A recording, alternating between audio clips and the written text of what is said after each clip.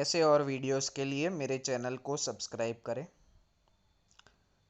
3, 2, 1 start. The people will, of course, consign to the dustbin of history those who have resigned the seat to which they were elected to the present Lok Sabha. Yet this only increases the responsibility of those of us who have remained in this house to strengthen the foundations of our democracy. Democracy in Parliament and in the state legislatures remains fragile so long as the roots of our democracy do not reach down to the villages and mohallas where the people live. Our constitution detailed the provision for democracy in parliament and in the state legislatures.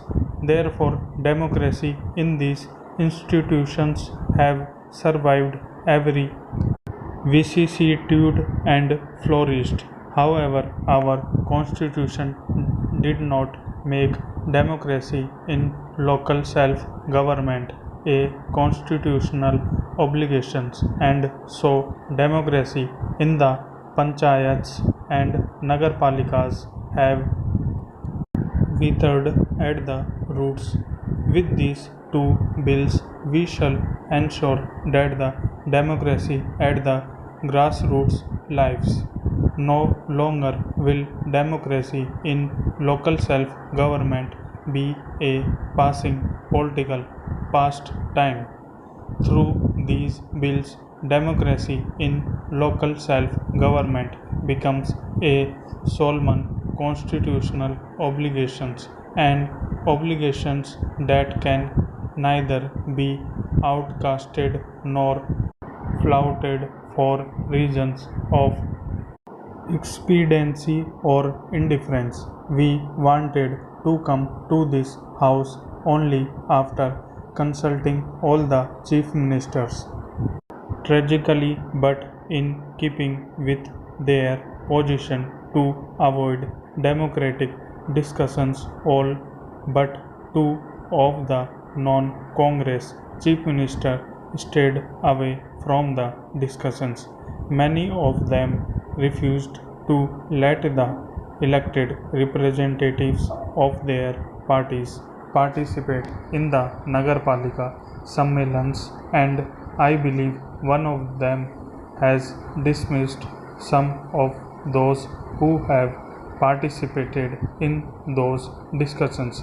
They denied permissions to their municipal officers to attend the conference of municipal officers called by the Ministry of Urban Development.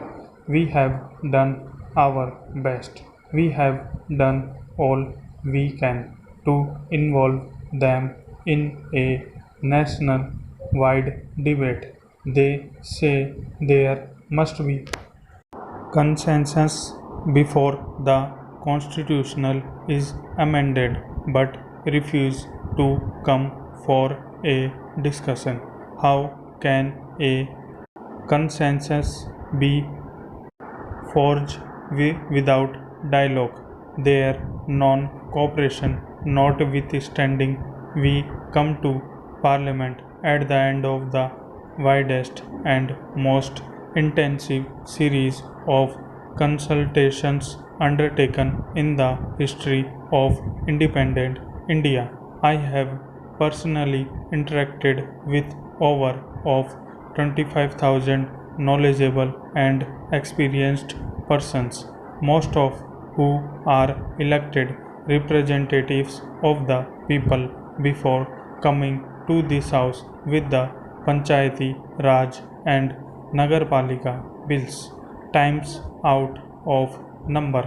We have stressed that this is not a center state issue. Why should the constitutional democracy in the panchayats be a bone of contention between the center and the states? Why should reservations for the scheduled caste and the scheduled tribes and women's be a matter of confrontations between the center and the states?